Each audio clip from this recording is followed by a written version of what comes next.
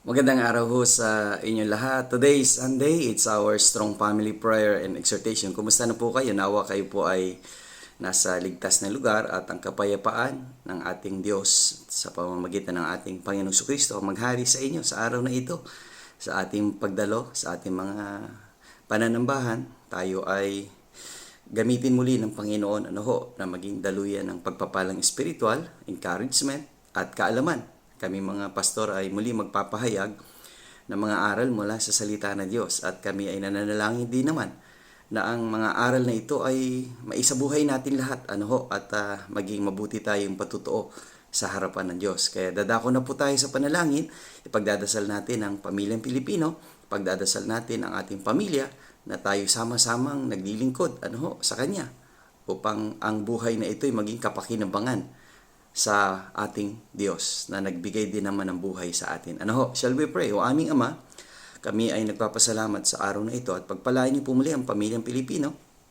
Kayo po ang maitaas at mapapurihan at sila ay magkaroon ng pagkakataon na tanggapin si Jesus, papasukin si Jesus sa buhay nila at maghari ang inyong banal na Espiritu. Pagpalain niyo po lahat ang pamilyang Pilipino at ang kapayapaan niyo muli ang maghari sa bawat isa sa pangalan ni Jesus. Amen.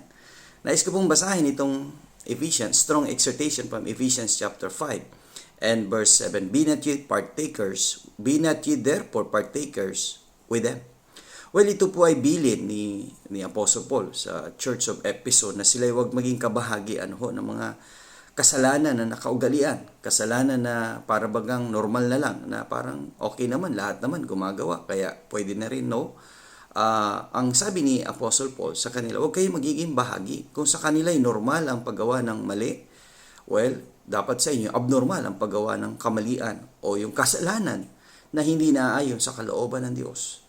Kailangan ay doon tayo sa kalooban ng Panginoon. Sumunod tayo sa salita ng Panginoon na ito ang sinasabi niya, ito ang gawin natin. Ito ang utos niya, ito ang sundin natin.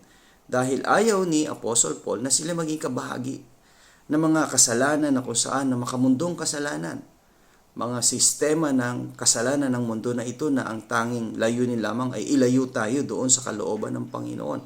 Ilayo tayo doon sa mabubuting aral, sa mabubuting turo mula sa Biblia. Kaya nga, patuloy tayong bumalik doon sa aral. Ano ba yung aral na natutunan natin sa salita ng Diyos? At yun ang isang buhay natin.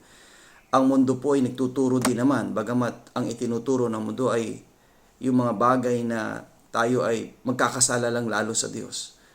Kaya doon tayo sa salita ng Diyos dahil ang tinuturo ng salita ng Diyos kung paano tayo magiging matatag sa Kanya at ang relasyon natin sa Kanya ay magiging matibay. Katulad ng pamilyang Pilipino na ang patuloy natin panalangin ay magkaroon ng pagpapatatag ang bawat pamilyang Pilipino sa pamamagitan ng mga aral, mga prinsipyo mula sa salita ng Diyos. Kaya nandito po lang kami na inyong mga Strong Family Philippine Advocates na nagsasama-sama at nagtutulong-tulong upang makatulong sa bawat pamilyang Pilipino. Kaya sama-sama na tayo dahil po ngayon buwan na ito ay isang Presidential Proclamation number 60 series of 1992 which is the National Family Month. Okay? Family Month celebration. Sana sama-sama tayong mag-celebrate, sama-sama tayong magturo ng mga aral mula sa pagpapatatag ng pamilyang Pilipino sa ating mga komunidad, sa ating mga paaralan, sa ating mga lugar na nasasakupan. Marami pong salamat. See you again on Monday sa ating Strong Family Prayer and Exhortation.